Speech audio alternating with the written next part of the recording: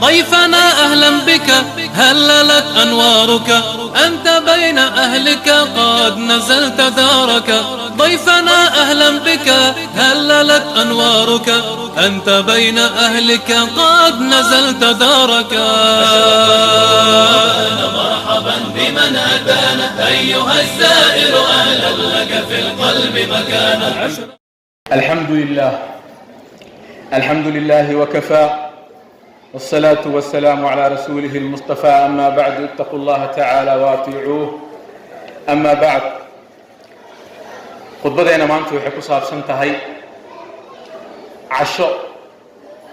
sharaf waxaan u naqaan martiqaad uu dhacay xilliga nabiga sallallahu alayhi wasallam martiqaadkaas maxaa lagu cunay meeqa qofooda ka soo qayb gashay muluwada dhergay waarki doona insha Allah nabiga sallallahu alayhi wasallam waxa uu yimid nin saxaabi ah wuxuu yiri rasuul Allah gaaja hayso gaaja daran ay hayso waliba waxaan cuno aan ka rabaa martiqaad nabiga sallallahu alayhi wasallam saxaabada qaar kamid ah wuxuu u diray gurigiis qaar kamid ah wuxuu yiri ninkan raashin haleegu soo raadiyo guriga ugu horeeya la soo galay xaaska ugu horeeyay waxay tiri aniga biyada iyo labis raashin an ima yaalo biyaha cadka ah ee ashuunka laga soo daro kaliya iyaalo martina ma lagu soori karo sagaalka guri nabi sallallahu alayhi wasallam uu lahaa waa lagu soo wareegay biyo waxaan ahayn waa laga waayay nabi sallallahu alayhi wasallam khayru khalqillah ilaahi subhanahu wa ta'ala nabigiisa waxba uma weynin laakiin adiga cashar lagu dhigayaa nabiga dartiisa adduunka Allah abuuray gurigiisa waxa laga waayay qof martii wax la siiyo biya laga helay bas waliba waxa dhici jirtay 3 bilood in nabi sallallahu alayhi wasallam gurigiisa waxba aan laga cunin biyo iyo timir in laga cuno bas nabi sallallahu alayhi wasallam markuu geeriyoonayay cambuur bireedkiisii uu dagaal ku gali jiray oo xabadku ku xiran jiray oo seefaha iyo waramaha ay isku dhigi jiray cambuur bireedkiisii wuxuu rahan ahaan u yaalay nin yahuud ah rahan u haystay raashin oo ilmihiisu u soo qaaday nabi sallallahu alayhi wasallam dartiisa oo deen ah markuu dhimanay nabi sallallahu alayhi wasallam cambuur bireedkiisa rahan u yaalay adduunka kama tagin adduunka aan isku daalinay anaga nabi sallallahu alayhi wasallam cambuur bireedkiisa rahan ka yaalay markuu dhimanay markuu daalay nabi sallallahu alayhi wasallam sagaalkiisa guri waxba uu ka waayay wuxuu yiri ninka caawiya ee martiqaadaya oo aniga aanu iga socdaa martideeda waaye waxba inuu soo sheegto marabo yaa martiqaadaya nin ansaarta kamid ah wuxuu yiri rasuul Allah ani ugu daanin kaana martiqaadaya ani idib nin weyn waay maxaa yeelay sharaf uu leeyahay nabi sallallahu alayhi wasallam martidiisa waay adii markii nabi sallallahu alayhi wasallam martidiisa xagaaga ee soo marto waa farxee waxa islaahay raashinka ugu macaan adduunka ina siiso waay si bari nabiga uu kugu farx gurigiisu keenay xaaskiisa wuxuu ku yiri marti waxaan wadaa sharaf leh nabi sallallahu alayhi wasallam ii soo dhiibay waliba wuxuu rabaa soo dhaweed iyo martiqaad oo gaar ah raashin badan oo cuno maxaa yeelay gaajo badan waa haysaa markaas waxay tiri ninkeegiyo geesna bixi balorta adi markii la soo wadatay guriga wax ku ogtay maxaa yaalo waxay tiri ilmaha yayarka waxaan u reebay bis ayaalo waan dareemi karaa ilmaha yarka waxay cuni karaan wax yar oo raashin ayaalo oo hal qof wata aan gaari karin ilmaha aan u tala galay ani adigana gaajo in iskaga seexano aan u tala galay maxaan sameeynaa wuxuu yiri raashinka soo diyaari feenustaada shido ilmahana seexi ilmaha gaajo ku seexiyo dhan ilmaha gaajo ku seexi maxaa yeelay meeshaan waxa joogan aad iyo aad muhiim u ah gabadha raashinkay diyaarisay waa gabar mutiicad ah alla rasuulkiisa taqaano hadii ilaahay subhanahu wa ta'ala uu kugu soo aadiyo xaas noocaas ah alxamdulillah hadii kugu soo aado mid dhaheeso martidan albaabkiga bix labadan qaambi ilmihiga u reebtay ilmihiga cunaayaan banaanka geey khasaara gacanta la gashay raashinkii la keenay ilmihii seexisay waxay iska dhigtay wax faanuusta hagaajinaysa oo kale raashinku waa yar haddii ninkan loo soo dhigo oo laga tago wuu shakinaa wuxuu isleeyahay cid maxay cuni rabaan gaajo may ku seexan rabaan ayagana waxay rabaan inay la soo ag fariistaan ee u sheekeeyaan nala shidan waa la is arkaa islaantii ilaahay mu'minada ahayd waxay samaysay faanuustii tagtay faanuustii waxay samaysay qof wax ku shubaaya iska dhigtay waa damis maxaa ku dhacay waa halaysan yahay ilmihii hooyo waay ilmaheedoo gaajo haysa soo seexisay ayadoo dareemaysa ilmaha gaajo ay la ooynayaan sheeke u sheekaysay way seexdeen ilmihii martidiyaa lasoo ag fariistay asaga iyo xaaskiisa iyo martigi raashinkii waa yaallaa mugdi waaye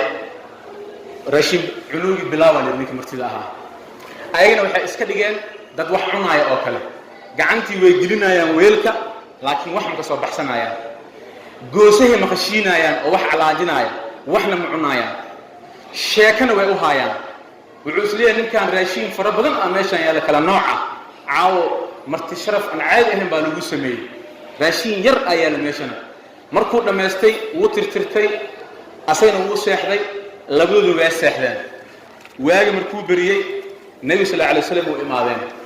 nebiga sal alay wasalam gurigaas wax ka dhacay ma ogyahay ma ogo asaga ninka saxaabiga ahayna waxba ma sheeginba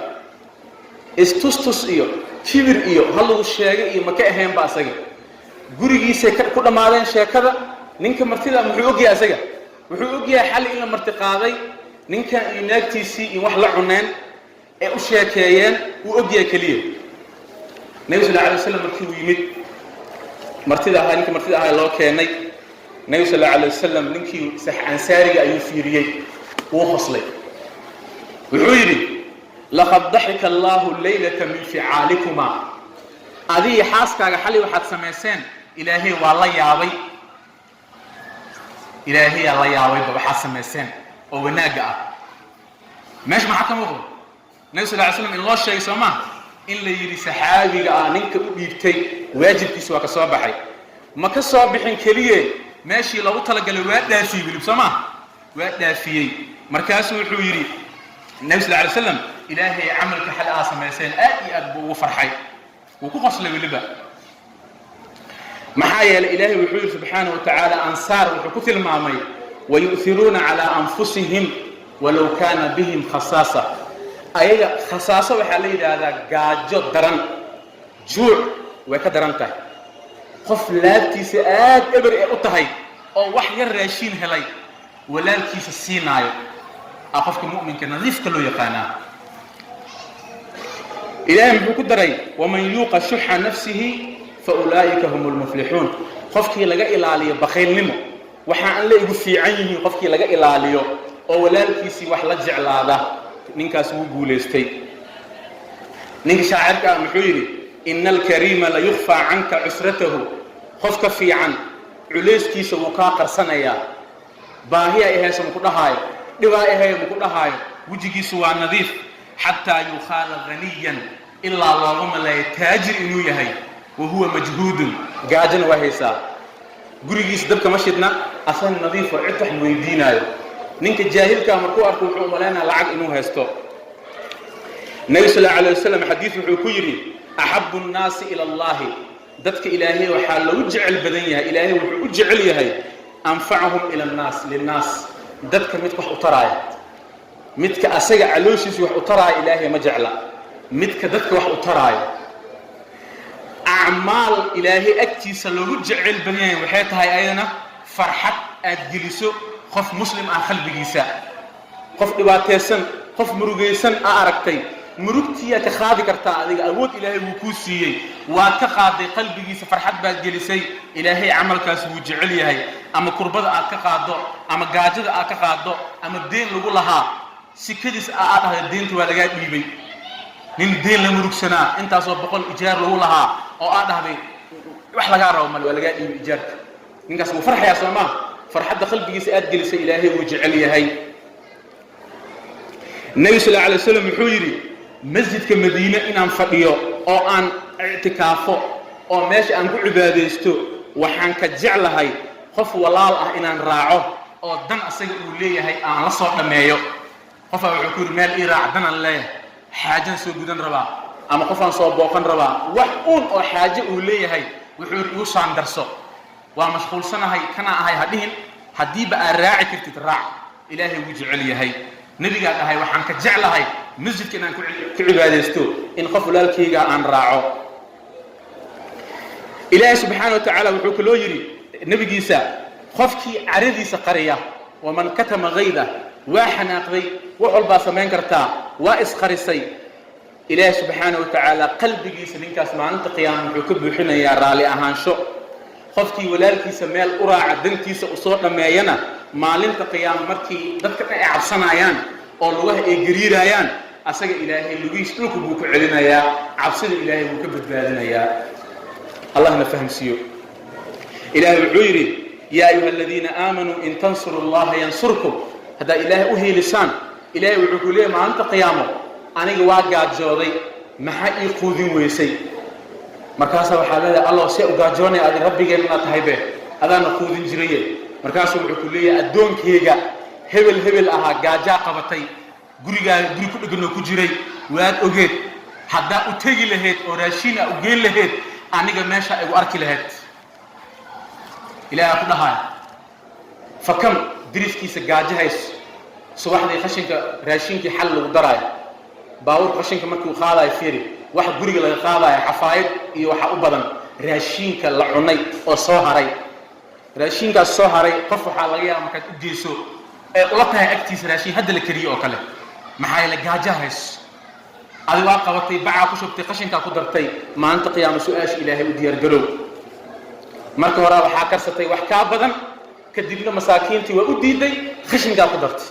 ilaahay wuxuu ku leeyahay gaajo ihaysa maxaa i quudin weyse صلوا وسلموا على نبيكم المختار إن الله وملائكته يصلون على النبي يا أيها الذين آمنوا صلوا عليه وسلموا تسليما اللهم صل وسلم على نبينا محمد وعلى آل محمد كما صليت على إبراهيم وعلى آل إبراهيم وبارك على محمد وعلى آل محمد كما باركت على إبراهيم وعلى آل إبراهيم في العالمين إنك حميد مجيد اللهم أصلح أحوالنا وأحوال المسلمين في كل مكان اللهم ردنا إلى ديننا ردا جميلا اللهم وفقنا لطاعتك والعمل بشريعتك اللهم من أراد المسلمين وبلاد المسلمين بسوء فاجعل عمله في بوار واجعل عاقبته في خسارة اللهم فرج عن المسلمين المستضعفين فوق كل أرض تحت كل سماء اللهم إنا نسألك موجبات رحمتك وعزائم مغفرتك والسلامة من كل إثم والغنيمة من كل بر والفوز بالجنة والنجاة من النار وآخر دعوانا الحمد لله رب العالمين.